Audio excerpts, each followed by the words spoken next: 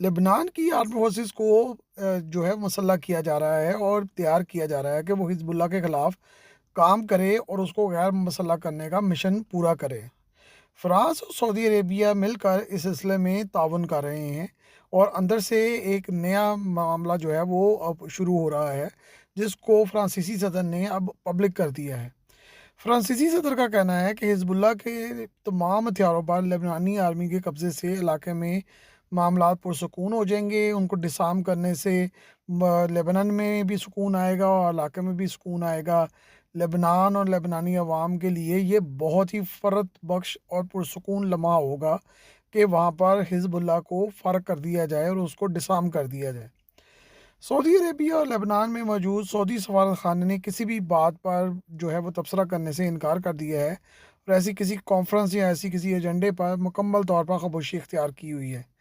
بعض ذرائع کا کہنا ہے کہ یہ سب کچھ طے ہو چکا ہے اور یہ ایجنڈا جو ہے وہ تیار ہے۔ لیبنان کئی 100 سال سے مختلف ممالک کے قبضے میں رہا ہے۔ سلطنت عثمانیہ کے کمزور ہوتے ہی فرانسیسی لبنان پر قابض ہو گئے تھے۔ آزاد ہونے کے بعد یہ اسرائیلی فوج کبھی شامی فوج کبھی کہیں معاملات میں الجھا ہی رہا ہے اور اس پر بمباریاں ہوتی رہی ہیں، اس کے لوگوں کو مارا جاتا رہا ہے اور بہت کچھ ہوتا رہا ہے یہاں پہ۔ لیبنان میں فلسطینیوں کے مہاجر کیمپوں اور حزب اللہ، حماس، دیگر جنگجو، یہ سبھی کچھ معاملات جو ہیں وہ چلتے آئے ہیں اور لیبنان کو کبھی بھی پرسکون نہیں ہونے دیا گیا،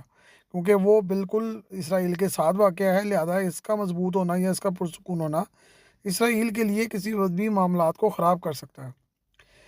اسرائیلی جارحیت بھی ہوتی رہی ہے، یہاں پہ معاشی بدحالی بھی پھیلتی رہی ہے، لوگ بھوکے بھی مرتے رہے ہیں، لڑائیاں بھی ہوتی رہی ہیں،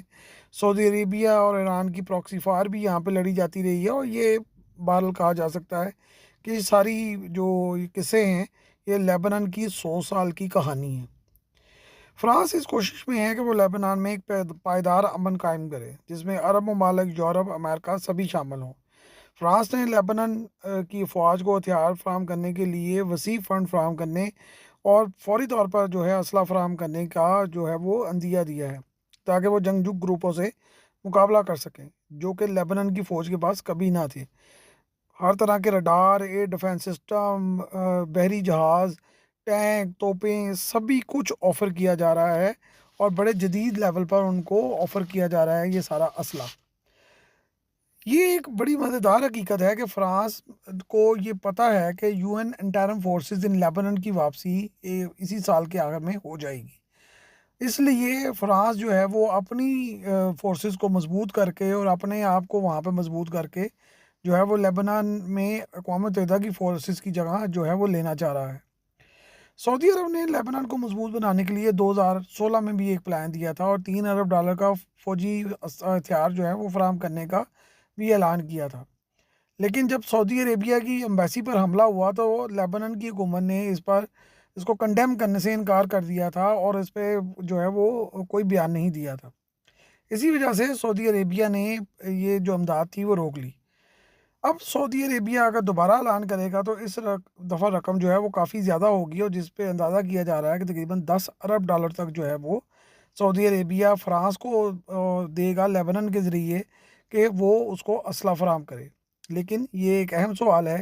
کہ کیا امریکہ اور اسرائیل جو ہے وہ اس ساری صورتحال کو برداشت کریں گے یا ایکسیپٹ کریں گے، کیونکہ خطے کا کوئی بھی مضبوط ملک اسرائیل کے لیے قابل قبول نہیں ہے۔